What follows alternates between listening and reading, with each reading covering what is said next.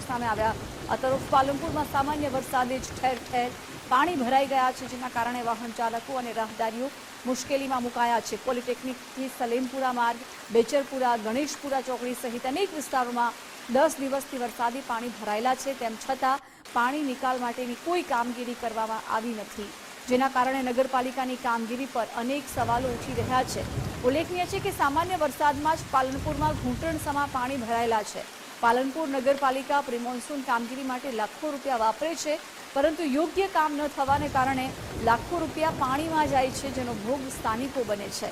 પાણી નિકાલ માટે વાહન ચાલકો માંગ કરી રહ્યા છે। પાણીનો નિકાલ નથી થતો સાહેબ, ઘણી તકલીફ પડે છે, જોરદાર તકલીફ પડે છે। વાહનોને અવર જવરથી પાણી ભરાય છે, ખાડા પડે, ગાડીઓના ટાયર ફૂટે, આ નાથી બધું બહુ જ થઈ જાય છે। તો છે ને એનું તાત્કાલિક છે ને નિવારણ કરવા માટે છે ને યોગ્ય પગલો લો તો સારી વાત છે।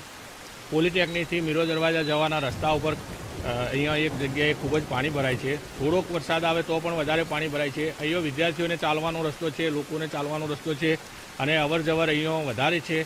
અને 4 વ્હીલ ગાડી જેવું પણ જો એકાદ ઇંચ વરસાદ આવે, 1.5-2 ઇંચ થતો 4 વ્હીલ ગાડી બી બંધ થઈ જાય છે। અને એક્ટિવાઓ લઈને છોકરાઓ જે ભણવા જાય એ પણ ખૂબ પરેશાની એમને પણ પડે છે। એટલે નગરપાલિકાને મારી વિનંતી છે કે આ રસ્તાનો પાણીનો નિકાલ ગમે તેમ કરી અને શોર્ટ ટાઈમમાં આનો નિકાલ કરે। પાલનપુરની કોઈ પણ એવી જગ્યા નથી કે જ્યાં ખાડા ટેકરા રસ્તાની અંદર પાણી ન ભરાતું એવી કોઈ જગ્યા નથી। કે દાખલા તરીકે બેચરપુરાની અંદર, લક્ષ્મીપુરાની અંદર, ગણેશપુરાની અંદર, અહીંયા ધનિયાળા ચોકડી જવાના રસ્તા ઉપર, માલણના દરવાજા જોડે, પછી અહીંયા પોલિટેકનિક જોડે પાણીના ખાડાઓ બહુ જ પડી ગયા છે અને પાણી બહુ ભરાય છે। વિદ્યાર્થીઓને જવા આવવામાં બહુ મુશ્કેલી પડે છે, પણ આજ સુધી આ નગરપાલિકા આ વિશે કોઈ જાગૃતિ લાવતી નથી। પાલનપુર આવવામાં જે સમય નથી લાગતો એ ધનિયાળા ચોકડીથી દિલ્હી ગેટ જતો એટલો સમય લાગે છે। પેલું તમે 8 મિનિટમાં આવી શકીએ છીએ, તો એ 15 મિનિટ થાય છે। ધનિયાળા ચોકડી ઉપર પણ ફૂલ પાણી ભરાયેલું છે અને અહીંયા પોલિટેકનિક બાજુમાં પણ પાણી ભરાયેલું છે।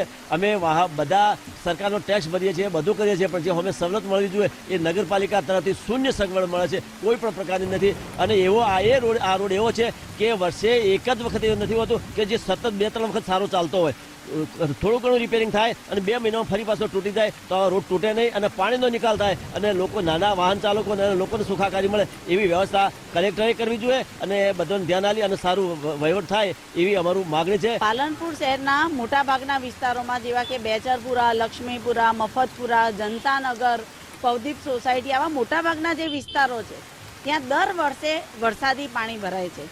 અત્યારે વરસાદની શરૂઆત છે ને 10-10 દિવસથી આ વિસ્તારોમાં સામાન્ય વરસાદ પડે એની અંદર પાણી ભરેલા છે। ખરેખર નગરપાલિકાએ પ્રી મોન્સૂન પ્લાનિંગને ધ્યાને રાખી આવા વિસ્તારોનો સર્વે કરી અને પાણીના નિકાલ માટેની કામગીરી કરવી જોઈએ।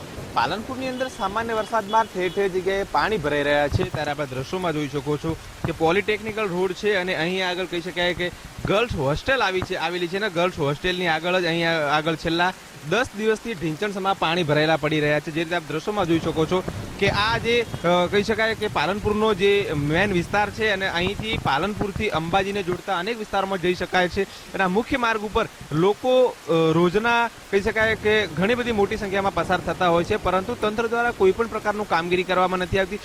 પાલનપુરની અંદર લક્ષ્મીપુરા વિસ્તાર હોય કે પછી ગઠોમણ વિસ્તાર હોય કે ધનિયાળા ચોકડી હોય કે પોલિટેકનિકલ જે આ કહી શકાય કે જે આ રસ્તો હોય, આ તમામ રસ્તા ઉપર પાણી ભરાઈ રહ્યા છે, જેના કારણે લોકો હેરાન પરેશાન થઈ રહ્યા છે।